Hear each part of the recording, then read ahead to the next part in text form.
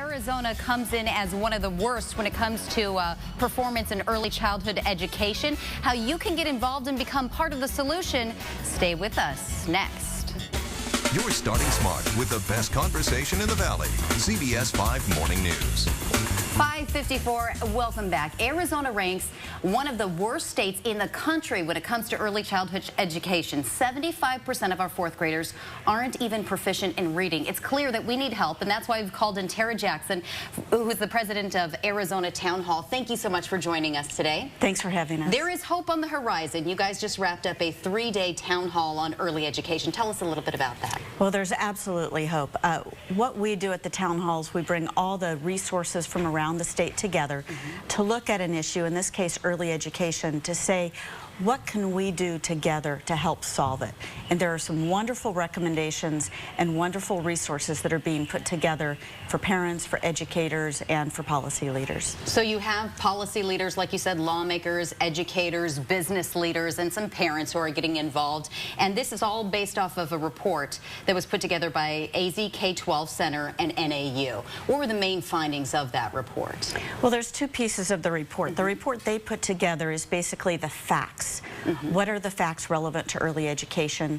Why should we care? Okay. Then there's a second report that's created at the town hall itself of all these people from around the state on what should we do, what are the recommendations, what's the next step for Arizona.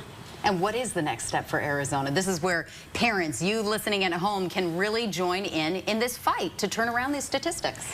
Well, the recommendations come all across the board. There are things that parents can do now, today and tomorrow, that will have an effect on their children. Those are in the report, as well as links on our website under our resources section, so that any parent can access some of the most critical factors that impact early education. But then it goes all the way up the board. There are things that our policy leaders, our state lawmakers, our local school boards need to know about in order to impact what is our most essential resource. I am sure everyone's ears are perking up at home when you say there's something you can do today. Is it just as simple as getting more involved in your child's school, joining the PTA? What is the message that you want parents to hear at home? I think those are important once your child enters school, absolutely.